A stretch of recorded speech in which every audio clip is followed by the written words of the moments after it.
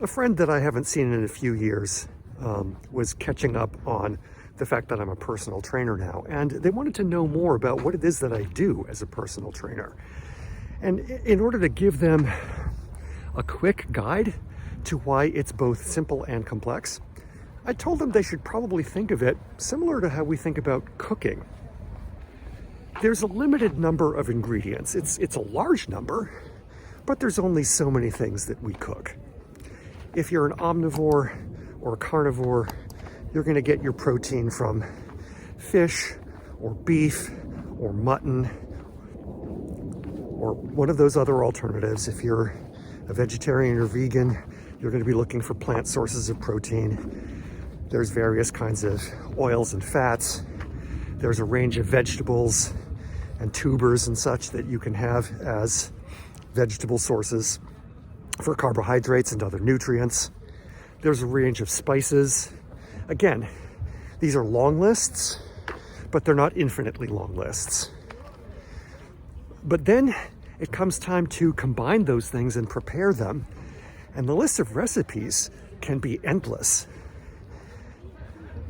And you can find that somebody who loves lasagna, when their grandma makes it, grandma's special way, they're not going to eat it when somebody else makes it because it just doesn't taste the same, and what they like is that particular preparation.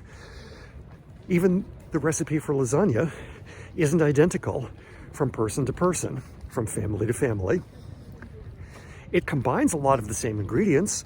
Pasta is pasta and sauces are sauces. But even so, the way that you mix and match has a profound difference on the outcome, depending on what you want. And when it comes to individual preference about what somebody wants to work on with their health and fitness, what somebody wants to work on with increasing their bodily skills or their strength or their stamina or their endurance, there's a lot of different options, even though the basic principles are countable and not infinite. If you think about what's wrong with a lot of diet and fitness advice these days, it's some of it's about the number of people out there telling you that one ingredient is all you need for a full, well-rounded experience, right? You can get everything you need from apples. You can get everything you need from bench press. You can get everything you need from apple cider vinegar. You can get everything you need by just squatting every day. Okay, most people benefit from a larger list of prescriptions, from a larger list of nutrients, from a larger list of exercises. And then there's matters of personal taste. Some of what I do as a personal trainer is figure out what does somebody need more of, and also what do they enjoy doing so that they'll stick with it. And I come up with recipes that will give them an experience that's enjoyable enough to stick with so that they'll come back and continue to make their improvements. It's cooking.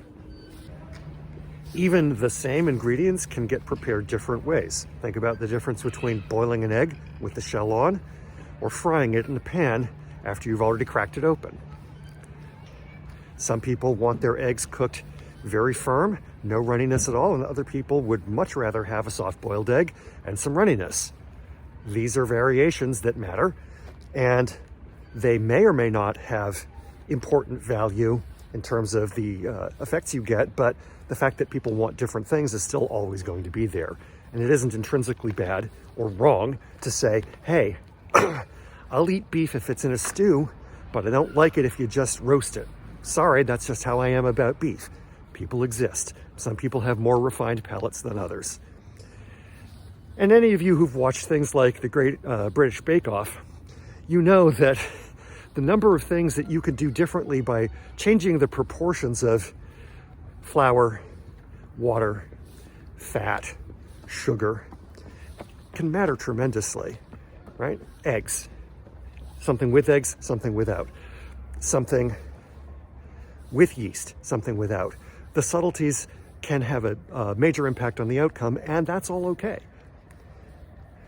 As a personal trainer, some of what you do is learn how to cook appropriately for the person that you're serving.